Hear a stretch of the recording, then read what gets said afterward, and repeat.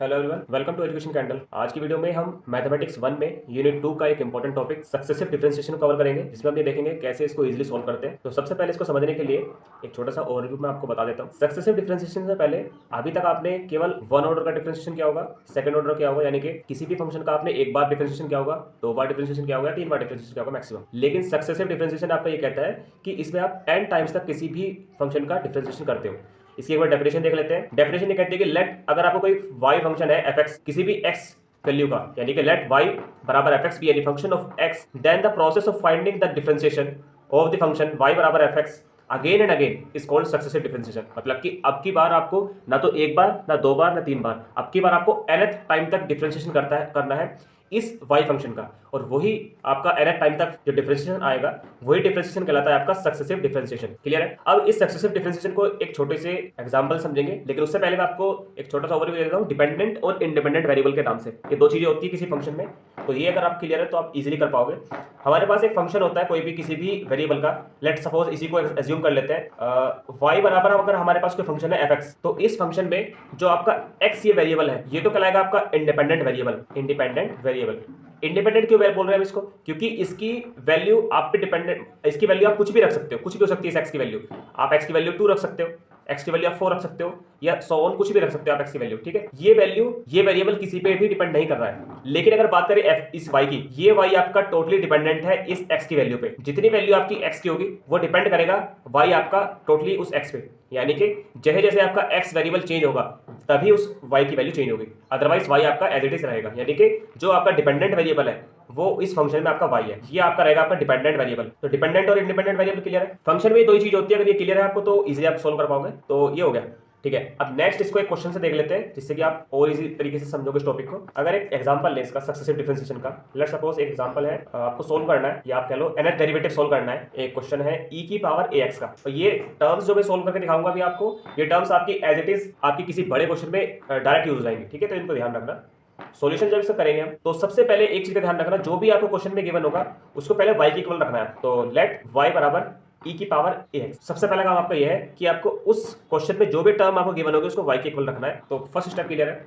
अब आपको क्या करना है, सिंपल ऑर्डिनरी डिफरेंशिएशन लगाना है, जैसा आप करते आए हो अब तक। तो अगर मैं इस फंक्शन का एक बार डिफरेंशिएशन करता हूं, यानी कि dy अपॉन dx करता हूं, तो इसकी वैल्यू आएगी e की पावर x का क्या डिफरेंशिएशन होता है आपका, e की पावर x सेम आ जाता है, और ऊपर जो टर्म है आपकी उसका एक बार और होगा। जब एक बार और होगा तो x तो आपका 1 हो जाएगा, आपकी टर्म कौन सी बचेगी, आपकी a बचेगी, यानी कि आपका जो ओवरऑल आया वो आया a e की पावर ax। फर्स्ट क्लियर है, फर्स्ट डिफरेंशिएशन क्लियर हो गया। नेक्स्ट देखते हैं, इसका सेकंड डेरिवेटिव निकालते हैं, d2y ओवर dx स्क्वायर। जब इसका सेकंड डिफरेंशिएशन आप करोगे तो सिंपल है, आप ऊपर की टर्म देखकर बता दोगे कि एक बार डिफरेंशिएशन करने के बाद हमारी टर्म आई है a मल्टीप्लाई में आया, और e की पावर ax आपका मल्टीप्लाई में रहा है। जब इसका दोबारा डिफरेंशिएशन करूंगा तो a आपकी अगेन कैसा रहेगा, a तो कांस्टेंट है ये वाला, इसका तो कोई डिफरेंशिएशन होगा नहीं, लेकिन इसका जब दोबारा से मैं करूंगा तो फिर से वही टर्म आएगी a e की पावर ax। तो मैं इसको डायरेक्ट लिख रहा हूं a स्क्वायर e की पावर ax। ठीक है, अगेन अगर मैं इसको करूंगा d क्यूब, यानी कि थर्ड डेरिवेटिव इसका निकालता हूं, तो इसका हो जाएगा a क्यूब e की पावर ax, यानी कि ये n टाइम तक आपकी टर्म चलती रहेगी। ठीक है, तो ये जब आप n टाइम तक इसको निकालोगे तो कुछ इस तरीके से आएगी, यानी कि अगर मैं इसको n टाइम तक निकाल दूं, ये भी मैंने 3 तक निकाला और 3 तक हमारे पास टर्म्स आई है ये वाली। ठीक है, जब इसको n टाइम तक निकालूंगा तो सिंपल कुछ नहीं करना, बस आपको पैटर्न का ध्यान रखना है। जो भी आपका पैटर्न गिवन होगा, मैं n टाइम तक निकाल रहा हूं इसलिए मैंने n रखा है यहाँ पर। n टाइम तक निकालने के लिए केवल पैटर्न ध्यान रखो, पैटर्न में क्या क्या चेंज हो रहा है, वही स्टैंडर्ड चेंज आपको अपने n डेरिवेटिव में लिखना है। अब आप देख रहे हो, फर्स्ट डेरिवेटिव में आपका a आया e की पावर x आया, सेकंड डेरिवेटिव में आपका a स्क्वायर आया, देन आपका e की पावर x आया, यानी कि जो आपकी कांस्टेंट टर्म है वो आपकी e की पावर ax है, यानी कि इसमें कोई चेंज नहीं हो रहा। तो nth डेरिवेटिव में भी पहले आप वो टर्म लिख लो जो आपकी कांस्टेंट है, मतलब कि चेंज नहीं हो रही है बिल्कुल भी, तो e की पावर ax आपकी एज इट इज ऐसे लिखी जाएगी।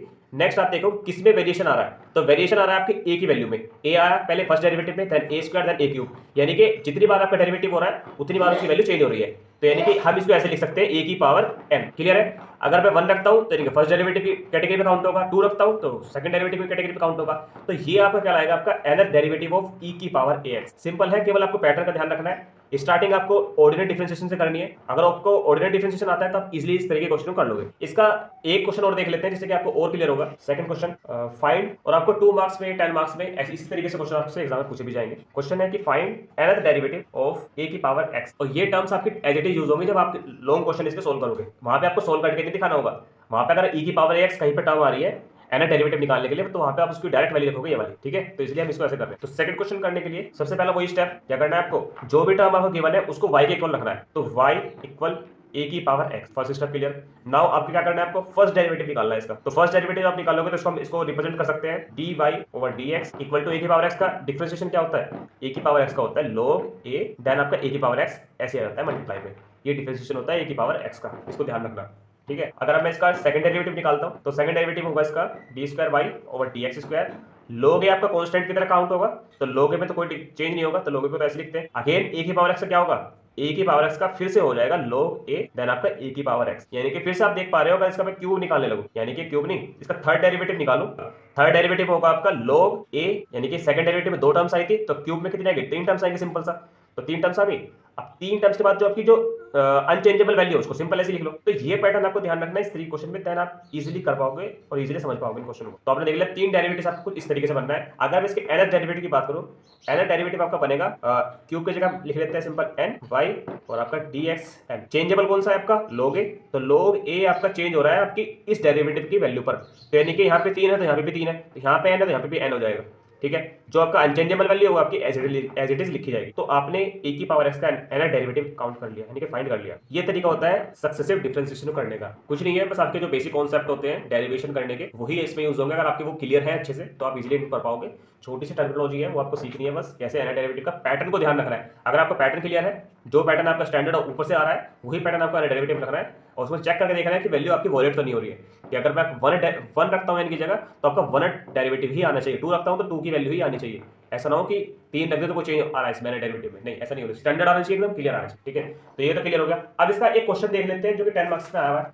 ये क्वेश्चन है आपका, ये क्वेश्चन आपका 10 मार्क्स में आया हुआ था, इंपॉर्टेंट भी है। इसी तरीके से आपका क्वेश्चन पूछा जाएगा प्रूफ करने के लिए। तरीका मैंने आपको बता दिया है, वही सेम स्टेप्स आपके फॉलो होंगे। कैसे करना है, सबसे पहले क्वेश्चन को समझते हैं। क्वेश्चन कह रहा है कि प्रूफ करना है आपको nth डेरिवेटिव, क्योंकि डेरिवेटिव को आप डी से भी रिप्रेजेंट कर सकते हो, इसलिए आपको ये पता होगा। ठीक है, तो डेरिवेटिव ऑफ n यानी कि nth डेरिवेटिव निकालना है 1 अपॉन ax प्लस b का, और उसको प्रूफ करना है -1 की पावर n फैक्टोरियल a की power n upon ax plus b की होल पावर n प्लस 1। ये आपका क्वेश्चन है, इसको प्रूफ करना है, 10 मार्क्स का क्वेश्चन है, इस तरीके से क्वेश्चन आएंगे। ठीक है, तो सबसे पहले वही आप क्या करना है, y के इक्वल इस टर्म को रखना है, जो आपकी टर्म गिवन है। तो लेट कर लेते हैं y बराबर 1 अपॉन ax प्लस b। पहला स्टेप क्लियर, यही स्टेप फॉलो करना, कोई दिक्कत नहीं आएगी क्वेश्चन को सोल्व करने में। नाउ क्या करना है, आपको फर्स्ट डेरिवेटिव निकालना है इसका, क्योंकि आपको पैटर्न देखना है। जब पैटर्न देखोगे तो आप कैसे देखोगे, जब इसके डेरिवेटिव्स निकालोगे। तो जब आप इसका डेरिवेटिव निकालोगे, यानी कि इसको डायरेक्ट ऐसे लिख लेते हैं dy ओवर dx। इसका अगर मैं डेरिवेटिव करूं तो 1 अपॉन x का डेरिवेटिव क्या होता है, इसको मैं बता रहा हूं आपको। 1 अपॉन x का डेरिवेटिव होता है -1 अपॉन एक्स स्क्वायर। ठीक है, ये डेरिवेटिव आप क्लियर होने चाहिए, तभी आप कर पाओगे इनको डायरेक्ट। ठीक है, तो ये टर्म जो है आपकी वो 1 अपॉन एक्स की कैटेगरी में ही है। तो अगर इसका मैं डायरेक्ट सॉल्यूशन करूं डेरिवेटिव करके, तो इसका आएगा -1 अपॉन एक्स स्क्वायर, और एक्स की कंप्लीट टर्म है आपकी ax प्लस बी का होल स्क्वायर। देन आपका इसके अंदर के टर्म का दोबारा से डेरिवेटिव होगा उसके मल्टीप्लाई में, तो b तो कैंसिल हो जाएगा, कॉन्स्टेंट है, x आपका 1 हो जाएगा, तो टर्म बचेगी आपकी a केवल। तो फर्स्ट डेरिवेटिव हो गया।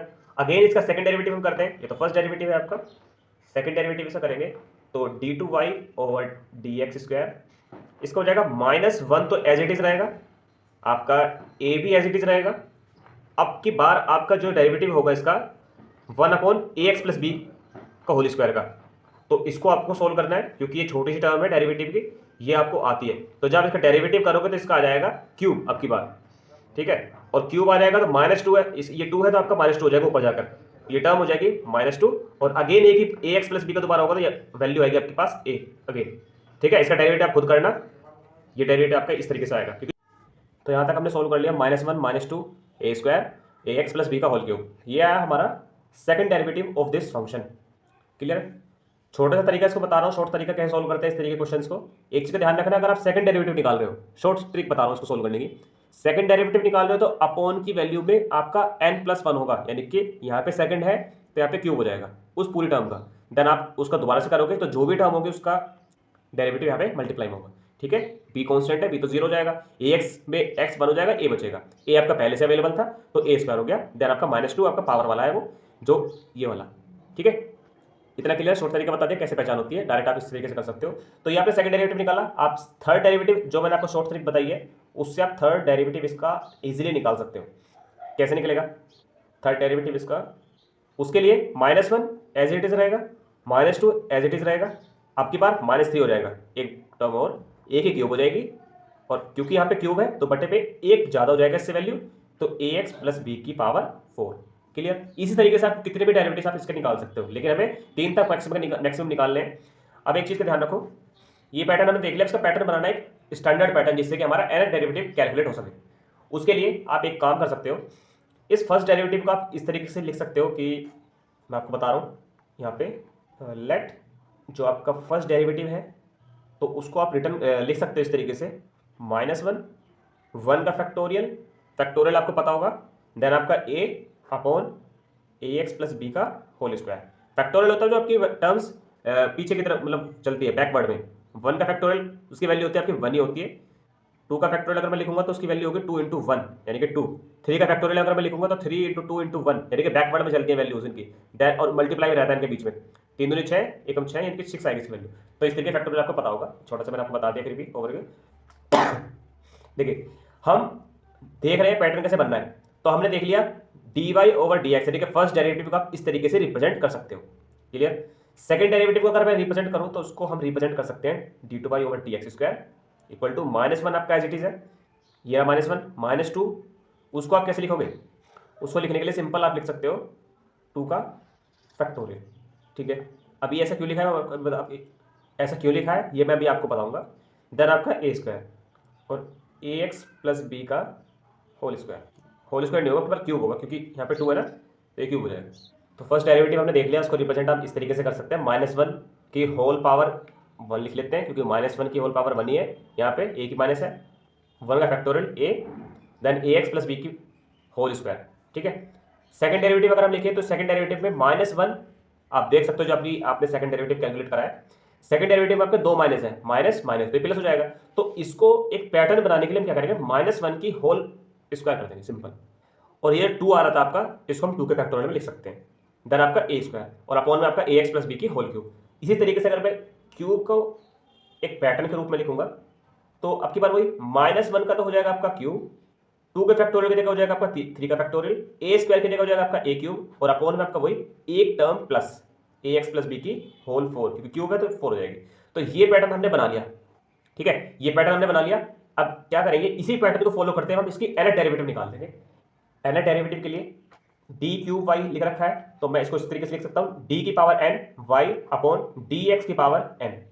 ठीक है, इसको ऐसे रिप्रेजेंट करेंगे, देन इक्वल टू -1 तो आपका एज इट इज रहेगा क्योंकि यहाँ पे क्यूब था तो यहाँ पे क्यूब आया था इसकी पावर -1 की, तो हम क्या करेंगे, यहाँ पर n है तो यहाँ पर आ जाएगी आपके पास पावर n। क्लियर है टर्म। ठीक है।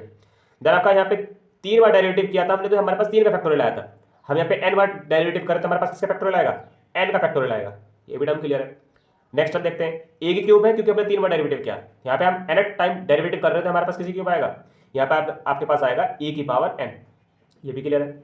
अपॉन की वैल्यू देखते हैं हम, यहाँ पे ax प्लस बी की होल 4 आया था कब, जब आपने 3 बार डेरिवेटिव किया था, यानी कि जितनी बार डेरिवेटिव कर रहे हो उससे एक टर्म ज्यादा। तो यहाँ पर भी हम क्या करेंगे, ax प्लस बी की जो वैल्यू आएगी होल पावर में वो n से एक ज्यादा आएगी, n प्लस 1। सिंपल, यही आपको सोल्व करना था, यही आपको प्रूफ करना था।